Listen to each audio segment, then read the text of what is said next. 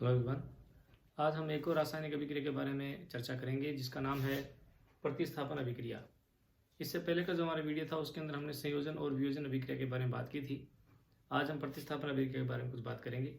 सबसे पहले प्रतिस्थापन अभिक्रिया की परिभाषा हम देखें कि प्रतिस्थापन अभिक्रिया किसे कहते हैं।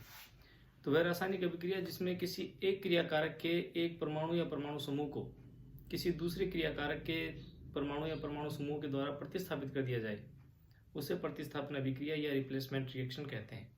देखिए क्या मतलब है इसका। मान लीजिए हमारे पास एक क्रियाकारक है ए बी, इसकी किसी दूसरे क्रियाकारक सी के साथ रिएक्शन करवाई जाए तो उत्पाद के रूप में हमें सी बी प्लस ए प्राप्त हो। तो इस अभिक्रिया में क्या हो रहा है देखें हम ध्यान से। तो यहाँ ए बी के अंदर इस क्रियाकारक का जो एक परमाणु है ए, इस परमाणु को इस सी के द्वारा रिप्लेस किया जा रहा है, प्रतिस्थापित किया जा रहा है और इस ए को निकाल के बाहर किया जा रहा है। यानी कि ए को प्रतिस्थापित किया गया सी के द्वारा। एक क्रियाकारक के एक परमाणु को दूसरे क्रियाकारक के द्वारा प्रतिस्थापित किया गया, इसलिए इस अभिक्रिया को हम प्रतिस्थापन अभिक्रिया कहते हैं। फॉर एग्जाम्पल यदि हम उदाहरण देखें, CuSO4 कॉपर सल्फेट है। कॉपर सल्फेट के साथ यदि जिंक की अभिक्रिया करवाई जाए तो इसमें क्या होगा, जो जिंक है इस जिंक के द्वारा इस कॉपर को रिप्लेस कर दिया जाएगा, प्रतिस्थापित कर दिया जाएगा और हमें जो प्रोडक्ट मिलेगा जिंक सल्फेट और साथ में कॉपर मिल जाएगा। तो एक प्रकार से रिप्लेसमेंट की अभिक्रिया हुई। इसी प्रकार कॉपर सल्फेट की अभिक्रिया यदि आयरन के साथ करवाई जाए तो इसमें भी क्या होगा, जो आयरन होगा उस आयरन के द्वारा इस कॉपर को रिप्लेस कर दिया जाएगा, प्रतिस्थापित कर दिया जाएगा और हमें product iron sulphate plus copper प्राप्त होगा। तो इस प्रकार की रासायनिक अभिक्रिया जिसमें एक क्रियाकारक के एक परमाणु को दूसरे क्रियाकारक के द्वारा प्रतिस्थापित कर दिया जाए उसे हम प्रतिस्थापन अभिक्रिया कहते हैं।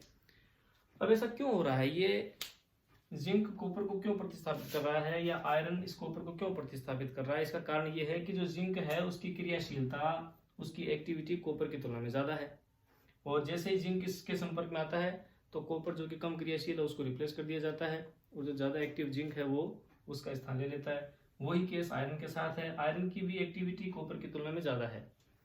तो कहने का अर्थ ये हुआ कि जब किसी रासायनिक अभिक्रिया के अंदर कोई परमाणु या कोई पदार्थ किसी ऐसे परमाणु के संपर्क में आता है या किसी ऐसे क्रियाकारक के संपर्क में आता है जिसकी एक्टिविटी उससे ज्यादा है, तो ज्यादा क्रियाशील परमाणु के द्वारा कम क्रियाशील परमाणु को प्रतिस्थापित कर दिया जाता है और उस अभिक्रिया को फिर हम प्रतिस्थापन अभिक्रिया या रिप्लेसमेंट अभिक्रिया कहते हैं। तो इसी क्रम में एक समीकरण हम और लिखते हैं, जैसे कॉपर सल्फेट प्लस सिल्वर। तो होना क्या चाहिए, यहां पर सिल्वर के द्वारा कॉपर को रिप्लेस किया जाना चाहिए, Ag2SO4 और कॉपर हमें प्राप्त होना चाहिए। लेकिन ये अभिक्रिया पॉसिबल नहीं है, ये अभिक्रिया इम्पॉसिबल है। ऐसा क्यों है, ये अभिक्रिया पॉसिबल क्यों नहीं है, क्योंकि जो सिल्वर है इस सिल्वर की क्रियाशीलता इस कॉपर की तुलना में कम है।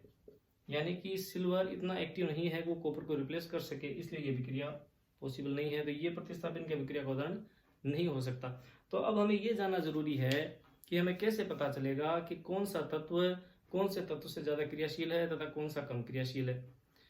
तो तत्वों को क्रियाशीलता के आधार पर यदि एक क्रम के अंदर हम व्यवस्थित करें तो उससे हमें एक श्रेणी, एक सीरीज प्राप्त होती है जिसको हम एक्टिवेशन सीरीज कहते हैं या सक्रियता श्रेणी कहते हैं। यदि सक्रियता श्रेणी हमें पता होगी तो हम उससे आसानी से बता सकते हैं कि कौन से तत्व की तुलना में अधिक क्रियाशील है और कौन से की तुलना में कम क्रियाशील है। तो हम यहाँ पर अभी एक सक्रियता श्रेणी बनाएंगे और उसको देखने के बाद हम बड़ी ही आसानी से बता सकते हैं कि कौन सी रासायनिक अभिक्रिया पॉसिबल है और कौन सी रासायनिक अभिक्रिया पॉसिबल नहीं है।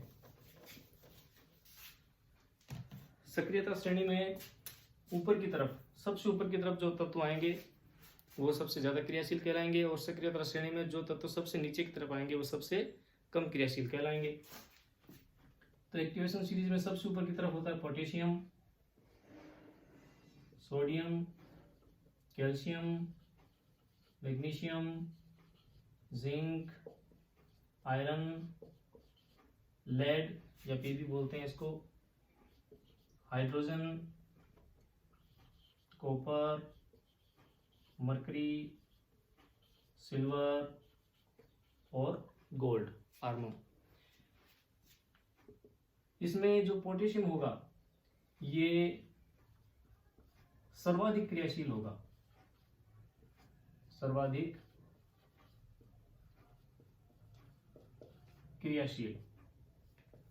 और इसमें जो आर्मम है या जो गोल्ड है ये सबसे कम या न्यूनतम क्रियाशील होगा।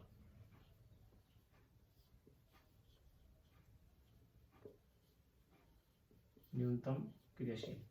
तो इस प्रकार ये जो हमें श्रेणी प्राप्त हुई, ये जो सीरीज हमें प्राप्त हुई ऊपर से नीचे की तरफ, इसको हम सक्रियता श्रेणी कहते हैं।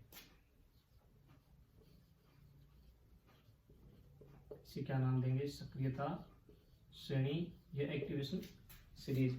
इसमें जो तत्व, इस श्रेणी में जो तत्व ऊपर की तरफ है वो ज्यादा क्रियाशील होगा और जो तत्व नीचे की तरफ वो कम क्रियाशील होगा। यदि हम आयरन की सहायता से जिंक को रिप्लेस करना चाहें तो पॉसिबल नहीं होगा, क्योंकि जिंक ऊपर की तरफ है, इसका मतलब जिंक की एक्टिविटी ज्यादा है, जिंक ज्यादा क्रियाशील है, आयरन कम क्रियाशील है। लेकिन यदि जिंक के द्वारा हम आयरन को या लेड को या हाइड्रोजन को रिप्लेस करना चाहें तो वो पॉसिबल है, क्योंकि इस सक्रियता श्रेणी में नीचे की तरफ आते हैं। अब यदि उस एग्जाम्पल को हम दोबारा देखें जिसमें हमने कॉपर सल्फेट लिया और इसकी क्रिया सिल्वर से करवाई, तो Ag2SO4 प्लस कॉपर हमें प्राप्त होना चाहिए था, लेकिन ये रिएक्शन पॉसिबल नहीं थी। क्यों नहीं थी? क्योंकि इसमें जो सिल्वर है वो सिल्वर देखिए यहाँ पर मौजूद है और इसके द्वारा रिप्लेस करने की कोशिश की जा रही है कॉपर को, कॉपर इसके ऊपर है, यानी कि कॉपर की एक्टिविटी ज्यादा है, सिल्वर की एक्टिविटी कम है, तो सिल्वर के द्वारा कॉपर को रिप्लेस नहीं किया जा सकता, इसलिए ये समीकरण पॉसिबल नहीं है। तो इस प्रकार ये प्रतिस्थापन अभिक्रिया की हमने परिभाषा देखी, इसके उदाहरण देखे और प्रतिस्थापन अभिक्रिया किस वजह से संपन्न होती है वो भी हमने देखी। एक बार फिर से हम इसका उदाहरण या परिभाषा देख सकते हैं कि प्रतिस्थापन अभिक्रिया क्या होती है। जब किसी रासायनिक अभिक्रिया के अंदर एक क्रियाकारक के एक परमाणु या परमाणु समूह को किसी दूसरे क्रियाकारक के परमाणु के द्वारा प्रतिस्थापित कर दिया जाए तो उसे हम प्रतिस्थापन अभिक्रिया कहते हैं। प्रतिस्थापन अभिक्रिया के अंदर अधिक क्रियाशील तत्व के द्वारा ही कम क्रियाशील तत्व को प्रतिस्थापित किया जा सकता है, और जब तत्वों को उनकी सक्रियता के आधार पर एक सीरीज के अंदर व्यवस्थित कर दिया जाए तो उससे जो श्रेणी प्राप्त होती है उसको हम सक्रियता श्रेणी कहते हैं। इसमें जो सक्रियता श्रेणी है बहुत इंपॉर्टेंट है, इसकी सहायता से हम आसानी से पता कर सकते हैं कि कौन सा तत्व ज़्यादा क्रियाशील है और कौन सा तत्व कम क्रियाशील है, तथा कौन सी रासायनिक अभिक्रिया संपन्न हो सकती है, कौन सी रासायनिक अभिक्रिया संपन्न नहीं हो सकती। तो मैं आशा करता हूँ कि आज का वीडियो आप लोगों को ज़रूर समझ में आया होगा और पसंद आया होगा। हम इसी प्रकार से कुछ और रासायनिक अभिक्रियाएं लेकर अगली वीडियो में आपके सामने प्रस्तुत होंगे। तब तक के लिए थैंक यू वेरी मच।